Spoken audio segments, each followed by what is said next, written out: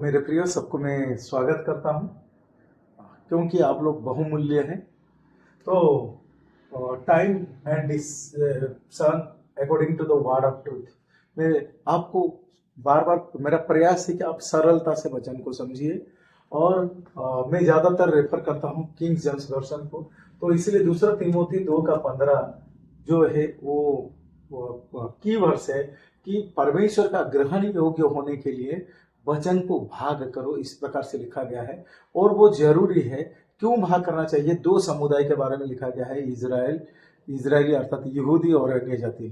तो हम लोग प्रभु को मानते हैं, जानते हैं, या फिर हमारा पीढ़ी से पीढ़ी लोग प्रभु में आए हैं, ये तो उत्तम बात है।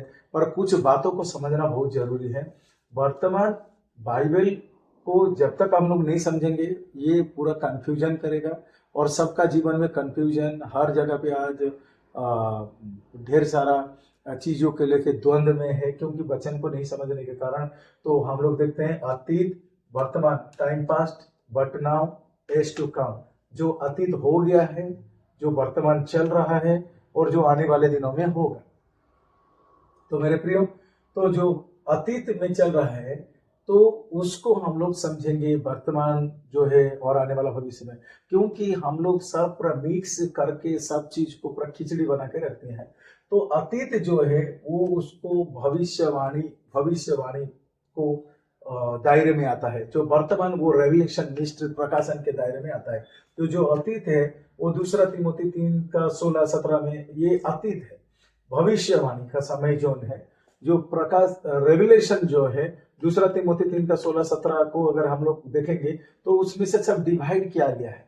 तो प्रकाशित जो प्रकाशन है, जो रहस्य है, जो गुप्त में था, तो उस वर्तमान वही समय चल रहा है। और फिर प्रोफेसी आने वाले दिनों में तो वो जो चीज देखी हुई। तो मेरे प्रियो, अतीत में क्या होता था? देखते थे लोग, समुद्र दो भाग हो गया, देखते थे हाँ परमेश्वर हमारा साथ में है। स्वर्ग से खाना आया, हाँ परमेश्वर हमारा साथ है। हमारा काम हो गया, हाँ परमेश्वर हमारा साथ है। तो वो पास्ट हो गया है। प्रेजेंट ये है कि हमें केवल देखना नहीं है, मानना है। क्यों मानना है? क्योंकि प्रभु यीशु मसीह कार्य को कर दिया। क्योंकि ये जो देख के विश्वास करना है ये शारीरिक स्वभाव है, और जो बिना देखे विश्वास करना है ये आत्मिक स्वभाव है। तो प्रभु यीशु मसीह ने क्रूस पर जो काम किया है, जिसके कारण हमारा आत्मिक स्वभाव में परिवर्तन आया, हम लोग नया सृष्टि हो गए, इसको समझना है। इसीलिए बाहरी रूप से कुछ हो या ना हो, पर अंदर का रूप जो है, अंदर का विषय जो है हो चुका है। तो ये प्रकाशन प्रकट करता है। और पर भविष्य में क्या होगा, उसके प्रभु यीशु मसीह का सेकंड कमिंग में वो क्या होगा, वो देखेंगे, लोग विश्वास करेंगे हाँ मसीह आया, वो देख के विश्वास करेंगे। तो अभी जो टाइम जोन चल रहा है वो नहीं देख के विश्वास करना, अर्थात मानना कि हाँ ऐसे प्रभु यीशु ने किया है, उसको सिर्फ मानना। ऐसा नहीं है कि मेरा नौकरी होगा तो मैं विश्वास करूंगा, मेरा चंगाई होगा तो विश्वास करूंगा, मेरा ये प्रॉब्लम सॉल्व होगा तो मैं विश्वास करूंगा। तो ये ऐसा नहीं है। पर लोग आज ऐसा क्यों सोचते हैं, क्यों मानते हैं? क्योंकि ज्यादातर वही पुराना शिक्षा के ऊपर आधारित शिक्षा अभी भी दिया जा रहा है, जिसके कारण लोग सोचते हैं मेरा जीवन में कुछ होगा तो मानूंगा, नहीं होगा तो नहीं मानूंगा। इसी प्रकार से है। और जो कि क्रूस का कार्य को नहीं समझ पा रहे हैं। तो हम लोग फिर आगे को बढ़ते हैं। पहले से क्या हो चुका था अतीत में परमेश्वर ने आदम को बनाया। आदम से पाप आने के कारण, आदम ने अनाज्ञाकारिता के कारण पाप आया दुनिया में। तो पाप से उसका वंश वृद्धि हुआ। पाप का अर्थ है अंदरूनी आत्मा मर जाना। पाप का अर्थ है वो आदम शरीर से लंगड़ा नहीं हो गया, लूला नहीं हो गया, अंधा नहीं हो गया। तो अंधा, लूला, लंगड़ा ऐसे कुछ नहीं हुआ था आदम का, बल्कि अंदरूनी आत्मा जो था वो मर गया। तो जब अंदरूनी आत्मा मर गया तो उसको पाप कहा जाता है, और जिसके कारण वो परमेश्वर के साथ रिश्ता कट गया। तो हम लोग देखते हैं आदम का वंशज सब बढ़ने लगा, और इतना भर गया कि वंशज बढ़ने के साथ साथ पाप बढ़ा। पाप का अर्थ है कि अंदरूनी मरा हुआ था वो। बाहरी में तो वो तो स्वस्थ तंदुरुस्त थे, पर अंदरूनी मरा हुआ चीज को, अंदरूनी चीज को मैं आपको समझाना चाहता हूं, बाहरी चीज को नहीं। कि आदम का पैर टूट गया था, हाथ टूट गया था, ऐसा कुछ नहीं हुआ था उसका, कि आदम का कमर दर्द हो, ये सब कुछ नहीं है, बल्कि उसका अंदर जो परमेश्वर का अस्तित्व था, जो आत्मा था, वो आत्मा मर गया था। तो नूहा के समय तक हम लोग देखते हैं कि सब भर गए, तो नूहा को परमेश्वर ने बोला 40 दिन 40 रात बारिश करके मैं सबको खत्म कर दूंगा, आपका परिवार को मैं बचाऊंगा, आपके परिवार से और एक जाति को निर्माण करूंगा, तो अच्छा जाति का सृष्टि करूंगा। पर सबको मारने के बाद नोहा से भी जो जाति परिवार जो वंश बढ़ने लगे, देखा गया कि वही सेम चीज था, कुछ परिवर्तन नहीं हुआ। इतना मरने के बाद भी लोगों का आत्मिकता में करेक्शन नहीं आया, अंदर चीज में करेक्शन नहीं आया। उसके बाद परमेश्वर ने क्या किया, उसके बाद परमेश्वर ने अब्राहम को चुना। क्यों? क्योंकि परमेश्वर ने नूहा को एक वायदा किया था कि देखो मैं और भविष्य में कभी भी सबको, एक मानव जाति को एक ही साथ खत्म नहीं करूंगा पानी में डुबा के। इसीलिए परमेश्वर का नया जो प्रबंध आया, तरीका आया कि अब्राहम को मैं साइड कर लेता हूं, अब्राहम से मैं एक जाति को पैदा करूंगा, एक जाति का निर्माण करूंगा, और वो आशीषित जाति ठहरेगा और वो मेरा प्रजा कहलाएगा, उससे मैं सब कुछ उसके लिए करूंगा। तो उसको सेपरेट कर दिया गया, नॉर्मल लोगों से अब्राहम को सेपरेट कर दिया गया और उसको चीन के तौर पे खातना करने के लिए बोला गया। खातना का अर्थ है कि मनुष्य का गुप्तांग जो है, पुरुष लोगों का गुप्तांग का अगले हिस्सा को, अर्थात गुप्तांग का ऊपरी चमड़ा को उसको काट के निकाल देना, उससे खातना कहा जाता है। तो खातना चिन्ह दिया गया। तो अब्राहम का पीढ़ी के सब लोग जितने हुए सब खातना करते हैं। तो वो खातना वाले ही परमेश्वर का ग्रहण योग्य था, परमेश्वर को माने, परमेश्वर उनके साथ था, उनके साथ वाचा बांधा, प्रतिज्ञा किया, चिन्ह चमत्कार आश्चर्य कर केवल खातना वालों के साथ वो कर रहा था। तो उनके पीढ़ी में मूसा आया, मूसा को क्या क्या व्यवस्था दिया गया, रूल्स एंड रेगुलेशन मानने का। पर आज्ञा देने के बाद भी एक चीज देखने में आता था कि जो लोगों को परमेश्वर चुना था, जो लोग खातना किए हुए लोग थे, और वो लोग में, और जो लोग बिना खातना किए हुए जिन्हें छोड़ दिया गया था, वो लोग में कुछ अंतर नहीं था। वो लोग जैसे थे ये लोग भी ऐसे थे, वो लोग भी, उनका जीवन शैली जैसा था, इनका भी जीवन वैसे था, अंदरूनी ये सब गड़बड़ था। तो उसके बाद दाऊद को देखते हैं, दाऊद राजा, उसको राजा भी बना के देखते हैं कि शायद लोग का सुधार कुछ आएगा, पर लोग सुधरना नहीं पाए, तो व्यवस्था से कोई सुधरने नहीं पाए। तो वक्त आया यूहन्ना बपतिस्मा देने वाला यूहन्ना को, और यूहन्ना आए और यूहन्ना लोगों को समझाए, और सब कोई जितना भी भविष्यवक्ता लोगों को मन फिरावा, पाप से मन फिराओ, सुधारो, पर कोई सुधरने नहीं पा रहा था। तो यूहन्ना आया, तो यूहन्ना ने ये बातों को प्रचार किया, मन फिराओ, स्वर्ग राज्य निकट है। तो प्रभु यीशु मसीह आगे बपतिस्मा लेते हैं, प्रभु यीशु मसीह बपतिस्मा लेते हैं और वो सेविकाई को चालू करते हैं।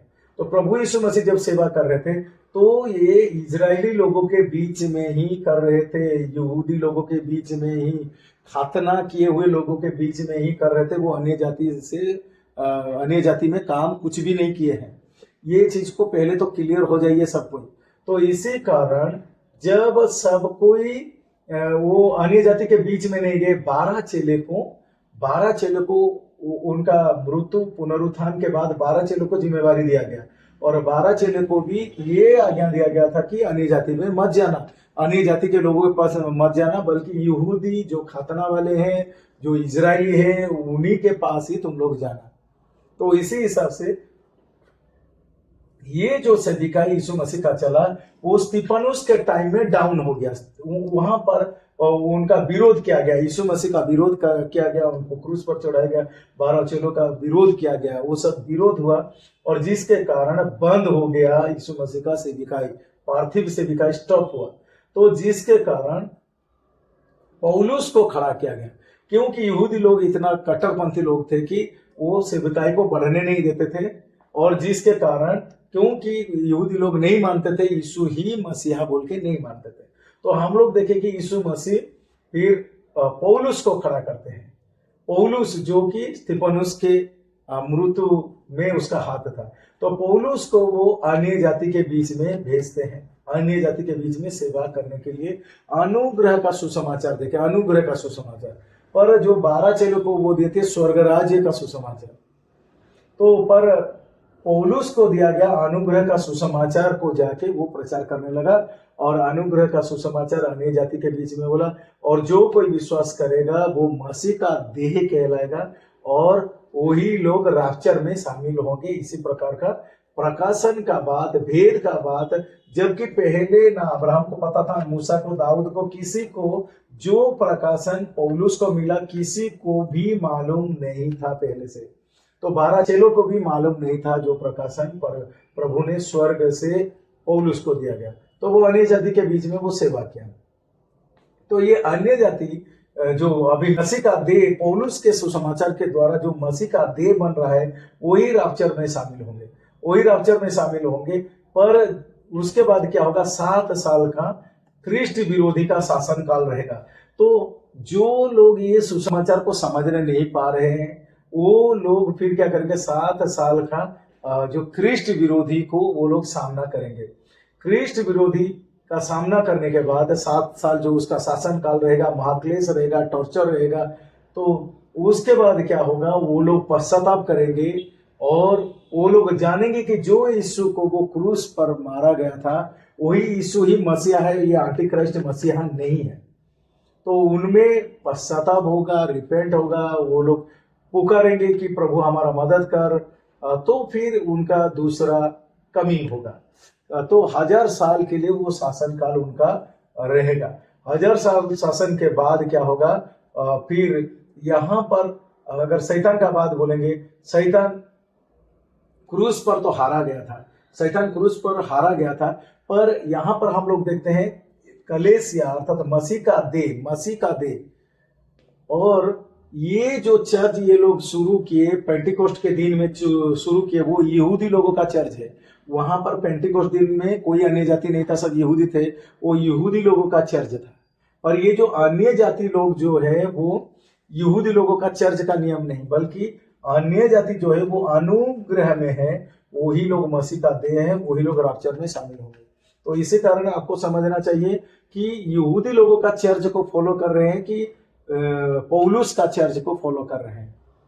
तो उस पौलुस का जो प्रकाशन का चर्च है वो स्वर्ग से उसे सिखाया गया, और यहूदी लोगों का जो चर्च है, जो यीशु मसीह धरती पे थे, जो आज्ञाएं जो शिक्षाएं दी थी वो उसको सिखाया गया था। तो इसीलिए यहूदी लोगों का चर्च और अनुग्रह का चर्च अर्थात पौलुस का चर्च, प्रकाशन का चर्च, अनुग्रह का चर्च में बहुत अंतर है। तो उसके बाद क्या होगा, वो जब सेकंड कमिंग होगा तो रैप्चर होने के बाद शैतान का शासन, शैतान एंटीक्राइस्ट के साथ उसको प्रभावित करके 7 साल का शासन होगा। और यीशु मसीह जब आएंगे उसको शैतान और झूठे भविष्यवक्ता लोगों को, जो लोगों को गुमराह कर रहे हैं सच्ची शिक्षा से, वो लोगों को और ख्रिस्ट विरोधी को अधलोक में डाल दिया जाएगा। 1000 साल शासन के बाद फिर न्याय सिंहासन होगा, और न्याय सिंहासन में फिर जो लोग सच्चाई को नहीं जाने हैं वो लोग, उनको नरक में डाल दिया जाएगा, और जो लोग बचेंगे उन्हें फिर स्वर्ग या फिर नया सृष्टि के ओर उन्हें शामिल किया जाएगा। तो यहीं पर हम लोग को समझने का जरूरत है, अभी चमत्कार का जरूरत नहीं है, क्योंकि हमारा आत्मा में सब कुछ हो चुका है। इसलिए चमत्कार के भरोसे पे ना रहे, चंगाई के भरोसे पे ना रहे, बल्कि आत्मा में जो हो गया उसको विश्वास कीजिए। क्योंकि ये जो शरीर है ये धरती पे रह जाएगा, मिट्टी में मिल जाएगा, पर आपका आत्मा जो है वो स्वर्ग जाएगा। पर अगर आत्मा का शिक्षा को आप नहीं सीख के केवल चिन्ह चंगाई चमत्कार पे रहेंगे तो कल ऐसा ना हो जाए, मत्ती 7 का 21-22 के अनुसार, प्रभु तेरे नाम में हमने भूत भगाया, चिन्ह चमत्कार किया, प्रभु बोलेगा मैं जानता तक नहीं हूं। तो ये जो शारीरिक बातें, शारीरिक दशा में जो लोग हैं, शारीरिक एडिक्शन में जो लोग हैं, लत लग गया है, ये चिन्ह चंगाई चमत्कार भविष्यवाणी एक लत हो गया है, बीमारी है ये, और जिसके कारण लोग सच्चाई को जानना ही नहीं खोज रहे हैं। तो आपको वचन की ओर लौटना है, वचन क्या कहता है उसको समझना चाहिए। तो अभी हम लोग देखते हैं जेनेसिस से लेके यूहन्ना तक ये व्यवस्था में आता है, और ये जो एक्ट है ये ट्रांजिशनल है। ट्रांजिशनल बोलने से एक्ट्स में धरती का सेविकाई स्टॉप हुआ, जो यहूदी लोगों के बीच में जो सेविकाई बंद हुआ, अन्य जाति के बीच में शुरू हुआ सेविकाई। तो ये प्रेरितों का काम में बदलता है। 12 जन का काम डाउन हो जाता है, पौलुस का काम हाईलाइट होता है और बढ़ता जाता है। तो पौलुस का काम जो है अनुग्रह का काम को बताया गया है। तो रेवलेशन से जो फिलिमन पुस्तक है वो प्रकाशन का पुस्तक है, ये व्यवस्था का पुस्तक नहीं है। तो मत्ती, मार्क, लूका, यूहन्ना ये व्यवस्था में जा रहा है, पर ये रोमी से फिलमोन ये अनुग्रह का पुस्तक है, ये अन्य जाति के लिए है। अगर आप अन्य जाति हैं तो आपके लिए ये है, ये स्पेसिफिक ये है। रोमी से फिलमोन आपके लिए ही है, संपूर्ण बाइबल सबके लिए है, पर हम सब संपूर्ण बाइबल पढ़ सकते हैं, पर स्पेसिफिक रोमी से फिलमोन मैं अन्य जाति हूं तो मेरे लिए है। उसके बाद फिर हम लोग देखते हैं इब्रानी से लेके रेवलेशन तक, वो यहूदी और इजरायली लोगों के लिए है। तो मेरे प्रियो, ये सारा डाउट जब तक आपका क्लियर नहीं होगा, आप अपने आप में आइए, क्योंकि आप अनुग्रह आपको दिया गया है, प्रकाशन आपको दिया गया है, आपको अन्य जाति के लिए परमेश्वर ने पौलुस को भेजा। तो इसलिए हम अन्य जाति हैं, हमारा जो प्रेरित है वो पौलुस है। रोमी 11:13 का अनुसार वो अन्य जाति का प्रेरित ठहराया गया। तो इसी तरह से जब आप ये चीज को समझ लेंगे तो मेरे प्रियो, आप जान लेंगे कि सारा काम प्रभु यीशु ने कर दिया है, ऐसा कुछ काम बाकी नहीं है जो आपको करना पड़ेगा। सारा चीज क्रूस पर हो गया है, इसलिए संघर्ष ना करे और स्ट्रगल ना करे। तो ये सब चीज में क्या है, विश्वास के साथ कर्म है। पर विश्वास के साथ कर्म है क्या, उनको अगर उद्धार पाना है या छुटकारा पाना है या कुछ पाना है तो कर्म करना पड़ेगा। पर यहां पर आत्मा में यीशु मसीह ने सारा काम कर दिया है, केवल हमें आत्मा में विश्वास करना है। केवल मानने से ही हमारे अंदर उद्धार, परित्राण और मसीह जो महिमा की आशाएं हम में रहता है, पवित्र आत्मा का छाप लगा है, हम लोग स्वर्गीय हो जाते हैं और मसीह का देह कहलाते हैं। तो ये चीज हमारे लिए लागू हो जाता है।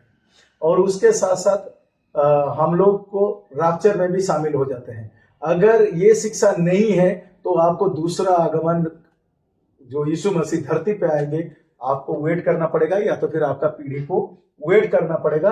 और उनको ये 7 साल का जो एंटी क्राइस्ट का शासन काल में होके जाना पड़ेगा। इसलिए मैं आपको उत्साहित करता हूँ, ये वचन जो है ना पूरा सरल है, उसको क्रिटिकल रीति से ना समझिए, जहां तहां से ना समझिए, जैसा तैसा करके फीलिंग से ना समझिए, बल्कि जैसा है उसी को वैसा ही समझिए और उस सरलता से उस उद्धार का कार्य को, उस अनुग्रह का कार्य को समझने के साथ आनंद लीजिए। धन्यवाद। प्रभु का अनुग्रह सर्वदा आपके ऊपर, आपके परिवार के ऊपर बना रहे।